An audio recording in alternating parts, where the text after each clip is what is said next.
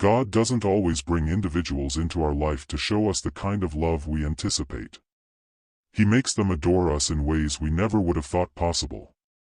Healing can sometimes come via differences, youth, laughter, and light rather than similarities.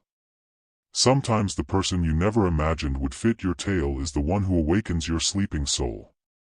And occasionally, God uses hands that don't care about age to rewrite fate. Because God counts in souls, whilst the world counts in years. God is matching you with a younger person for a cause that will so profoundly affect your spirit that you may briefly become silent as the weight of destiny rests lightly on your heart. Perhaps you didn't ask for this. This may not have been planned by you. When it starts, you could even doubt it. However, God works in ways that we initially do not comprehend. He doesn't consider numbers, wrinkles, age, or calendars. He examines souls. He considers purpose. He considers timing. Because God is not attempting to lead you to doubt yourself when He brings a younger soul into your life. He is attempting to remind you of your true self beneath expectations, beneath time, beneath existence. Somewhere along the way, your inner child stopped smiling, your inner dancer stopped dancing, and your inner dreamer folded their wings and sat silently, merely attempting to survive life rather than fully experience it. You started to take responsibility. You gained strength. You elevated other people. No one noticed the hardships you carried. You gained wisdom. However, you started to age more emotionally than physically someplace, gradually, and without realizing it. God then murmured to the cosmos, "Return their spark, return their fire, return their aliveness." Therefore, He sends a younger person to rekindle your soul rather than to replace your wisdom. This younger soul creeps into the chilly recesses of your existence like a sunrise, unexpected, bright, warm, and gentle. They don't contain their laughter. They have an uncalculated affection. They have fearless dreams. Not your body, spirit, age, or vitality, but something within you starts to awaken. All of a sudden, you recall what it was like to anticipate messages, calls, conversations, presence, vitality instead of fatigue, delight instead of obligation, and life instead of survival. This goes beyond romance. It's awakening. It is the soft reopening of a heart that had silently shut after too many setbacks. Wish to bring your youth back to life. You are not made older by the presence of a younger soul. You become present as a result. It returns you to the present. It serves as a reminder that the true measure of life is not the number of years you have lived, but rather the depth with which you have lived them. They put your routine to the test. They undermine your earnestness. They rescue you from patterns you were unaware were cages. They serve as a reminder that passion is not limited to youth. Dreams are not limited to novices. Love is not limited to first-timers. They are sent by God to help you remember who you are. It's possible that you were unaware of how weary your spirit was, how heavy the years felt, and how silent your heart had become.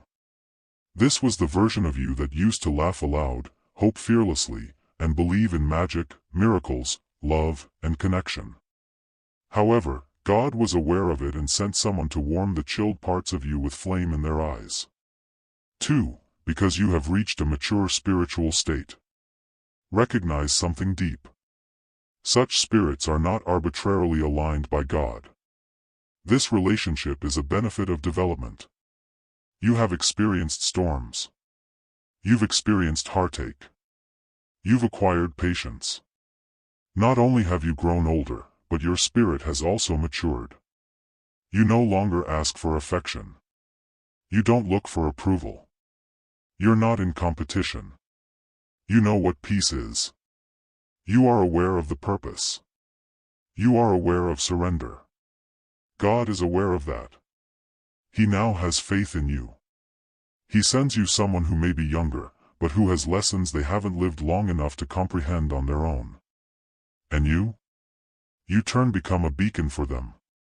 Instead of using authority, use love, presence, and subtle instruction. They give you something invaluable in exchange.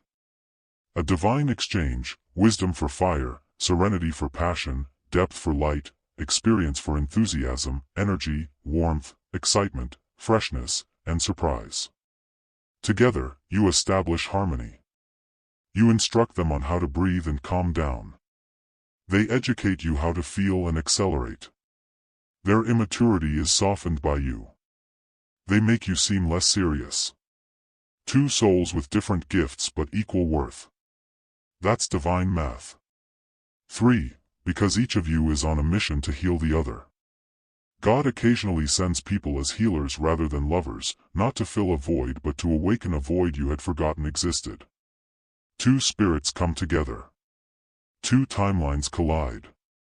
For a moment, two destinies pause and exchange glances, as though they had known each other for a very long time. You may believe it's coincidental, but heaven was planning this moment long before you were aware that someone like them even existed. Perhaps you prayed for serenity and received happiness in the form of a smile from God. Perhaps God offered you understanding in the form of company after you prayed for closure. Perhaps you asked to forget your past, and God provided someone who softly rewrote your future instead of erasing your past. They are seated alongside you. They hear the stories you used to think no one was interested in hearing. They gently contain your suffering by observing it rather than by making it better. Their presence becomes into medication. Your presence turns into direction. The conversation is therapeutic. Divine, reciprocal, and sacred. By reminding you that love can be soft, they help you recover. You cure them by demonstrating the wisdom of love. They make you feel less alone. You clear their uncertainty. They provide the purity of heart that the world hasn't yet been able to corrupt, not immaturity. You also perceive yourself differently when viewed through their eyes.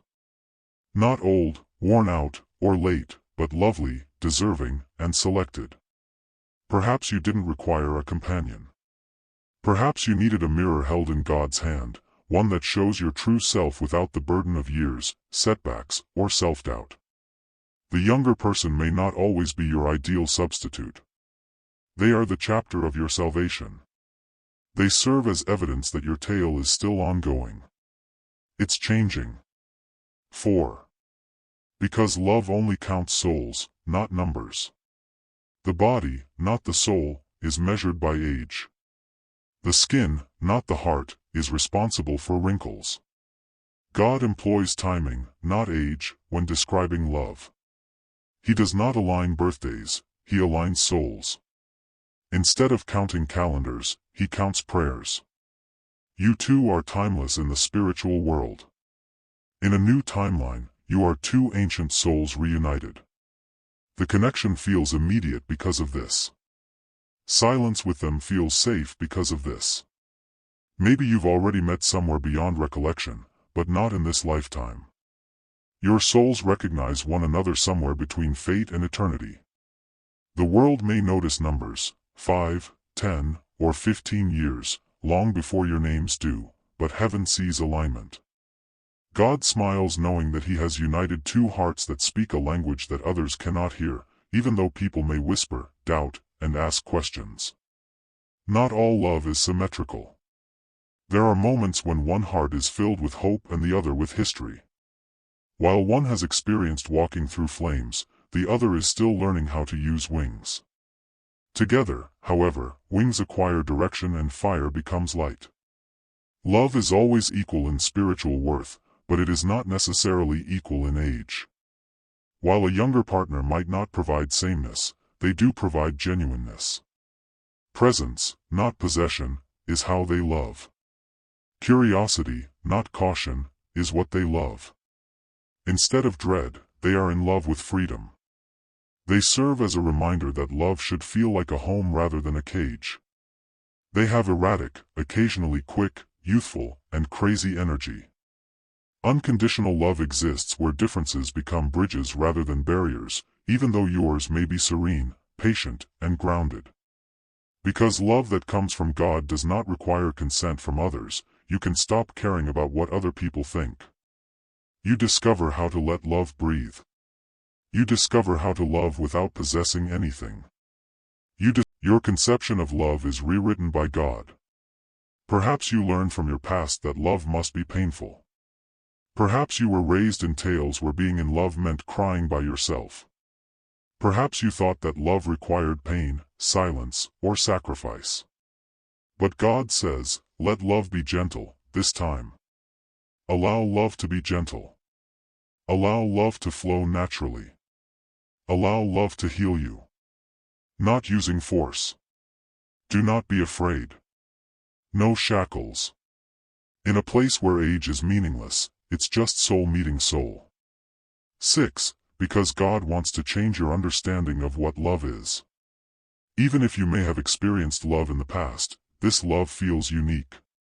You are not exhausted by it. You're not confused by it. It doesn't cause you to doubt your value. It gently holds you. Where there was once chaos, it gives tranquility. It's like coming home to a place you didn't realize you were missing. This youthful spirit shows you that love may be light-hearted and serene, with heart speaking fearlessly, hands connecting without haste, and laughter during nocturnal talks. They bring fresh air into well-known spaces like a breeze through an old window. Love starts to feel light, young, and sacred once more. It's not dramatic, painful, or conditional, it's just genuine, warm, and unrestricted. Perhaps love was never lost, you wonder. Perhaps it was simply waiting for the proper combination of open hearts and divine timing.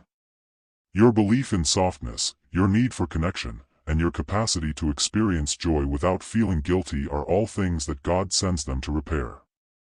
Perhaps this message was intended for you if you are listening to it right now. Perhaps God is preparing your heart for a different kind of love than you had in mind. Perhaps He is sending a younger person to remind you of your vitality rather than your age, to rewrite your future rather than to replace your past.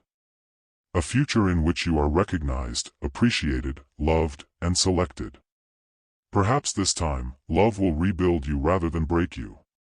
Perhaps this time, love will heal you rather than drain you.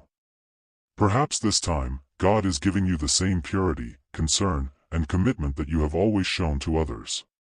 Tell me, did this make you feel anything? Did you sense a change in yourself? If so, please write. I trust the remarks. Let destiny begin, and let your soul speak.